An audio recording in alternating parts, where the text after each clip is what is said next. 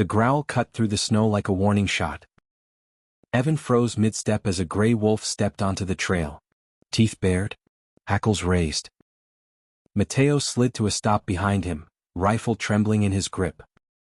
More wolves emerged from the pines, forming a circle around them. "They're hunting us," Evan whispered. Mateo shook his head. "No. She's not looking at us." Zora, the alpha female, stared past them, eyes locked on the ground behind the men. A deep vibration rippled under their boots. The earth shifted. Snow cracked. "Back up," Mateo breathed. Zora snarled and lunged forward, not at them, but toward them, forcing them to retreat. The trail collapsed. A hidden sinkhole tore open where they'd been standing seconds earlier, swallowing the path in a silent, deadly drop. The wolves hadn't cornered them. They'd warned them. And they had listened just in time. Evan and Mateo stumbled back from the collapsing trail, snow sliding into the widening sinkhole with a hollow roar. Their hearts hammered as the wolves held formation, silent, alert, watching the ground instead of the men. Mateo knelt, brushing snow aside. The crust above the sinkhole stretched far beneath the trees like a thin, deadly skin. "One more step," he whispered, "and we'd be gone." Evan swallowed hard. He'd hunted this valley for 20 years, knew its ridges, its rivers, yet he'd missed what the wolves sensed instantly. The thawing permafrost had weakened the forest floor. Trails were no longer safe. The mountain itself was shifting. The wolves backed up as a group, keeping distance but never turning their backs until the men were on solid ground. Then, with a single flick of Zora's tail, the pack melted into the trees. They weren't predators tonight. They were warning signals the forest had sent. Evan and Mateo stepped carefully onto firmer snow, lungs still burning from the shock. Behind them, the sinkhole groaned, an eerie, shifting thunder beneath the ground. Chunks of ice dropped away, vanishing into darkness. It wasn't a simple hole. It was spreading. Mateo raised his hand. "Listen." A faint cracking echoed through the trees, followed by the soft whine of wind slipping into widening fractures. The forest was giving way, piece by piece. Before they could regroup, Zora appeared again. The alpha wolf stepped onto a nearby ridge, hackles raised, not at them but toward the slope above. The pack split around her, forming a semicircle. Their growls shifted pitch, low and rhythmic, almost coordinated. "What now?" Evan muttered, gripping his rifle tight. Mateo grabbed his arm. "They're not threatening us. They're pushing us." The wolves advanced a step. Not lunging, guiding. Zora snapped at the snow in front of Mateo's boot, just inches from a hairline crack running invisible beneath the surface. He jerked back, stunned. More cracking. Louder. A sheet of ice peeled away uphill and slid toward them like a slow-moving avalanche. The wolves barked sharply, scattering to the sides, herding the men toward the narrow ridge of exposed earth. "Move!" Mateo yelled. They ran. Snow collapsed behind them in heavy slabs. The ground dipped. A deafening rumble rose under their feet. Evan stumbled, dropping his rifle. A wolf, one with a torn ear, darted behind him, bumping his leg with its shoulder, pushing him upright before darting away again. They reached the ridge just as the hillside gave out entirely, snow and dirt spilling into the hungry sinkhole below.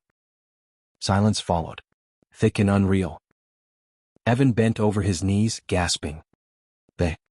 They just saved us again. Mateo looked at the disappearing wolves, their tails flicking once before vanishing between the pines. "Not again," he murmured. "They never stopped. We were just too blind to see it." The forest floor settled, groaning like a tired giant. And somewhere in the trees, a single wolf howl rose, not a warning now, but a farewell. Or a reminder. Snow drifted quietly now, settling over the torn hillside as if trying to erase what had nearly killed them. Evan and Matteo stood on the narrow ridge, listening to the lingering echoes of the wolves' departure. The forest, moments ago alive with growls and cracking ice, had gone utterly still. Matteo straightened first. "We need to thank them." Evan scoffed, still shaken. "Thank them? Matteo, they're wolves. They don't care." But even as he said it, he knew he was wrong. Because Zora hadn't left. She stood at the tree line, silent, watching. Her gray fur blended with the pines, her breath puffing in slow clouds. She didn't bare her teeth.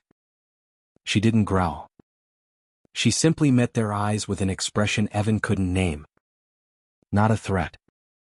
Not curiosity. Recognition.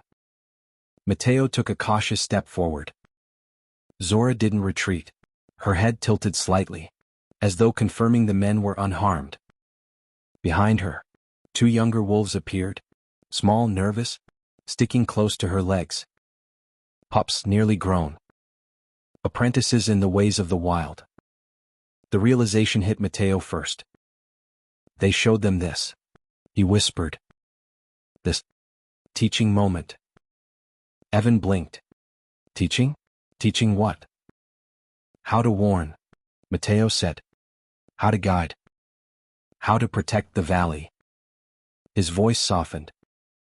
"How to protect even the creatures that don't understand them." The pups peered out, ears pricked. One gave a tentative, questioning yip. Zora nudged it forward gently. The pup mimicked her stance, alert, steady, as if practicing the posture it had watched moments earlier. Evan felt his heartbeat slow. The fear drained from his chest, replaced by something unfamiliar and strangely heavy. Respect. He lowered his rifle. Zora's gaze flicked to the motion, just for a second, and then back to his face. Acceptance. She had been waiting for that. A breeze stirred the branches. Snow sifted down like quiet applause. Zora let out a soft chuff, barely audible, a breath more than a sound, then turned away. The pups followed her into the trees, each step deliberate, as though performing a ritual older than the forest itself. Before disappearing, Zora paused once more, looking back over her shoulder. Not as a predator. As a guardian acknowledging another. And then she was gone. Evan and Matteo made their way back down the ridge in silence, the snow crunching beneath their boots. Neither spoke, not because there was nothing to say, but because anything they tried to put into words felt too small, too human for what had happened. When they reached the trailhead, Matteo finally exhaled. "They didn't save hunters," he said quietly. "They saved neighbors." Evan didn't argue. For the first time, the weight of his rifle felt unfamiliar in his hands, not empowering, but unnecessary. He slung it across his back, almost ashamed he'd ever raised it toward creatures who had risked themselves to protect him. Back at the cabin, the two men sat on the porch, watching dusk creep across the treeline. The forest felt different now, wider, older, filled with eyes that weren't hostile, just watchful. Protective even. A low howl drifted through the evening air. Not the sharp, territorial warning Evan expected, but a long, steady note. Calm and even gentle. Another joined it, then a smaller, rising one. Two adults and a pup practicing the same rhythm. Matteo froze. "They're checking on us." Evan nodded slowly, something loosening in his chest. "Or letting us know they're safe too." The howls faded into the dark, replaced by the soft rustle of snow falling from branches. As night settled over the valley, Evan understood the truth he would repeat for the rest of his life. The wolves hadn't saved them because they were people. They had saved them because the forest listens, warns, and protects in ways humans rarely notice, until the day it chooses to include them. And somewhere beyond the pines, Zora led her pups through the moonlit snow. teaching them the lesson she had shown the men. Danger is loud. But kindness leaves an echo even louder.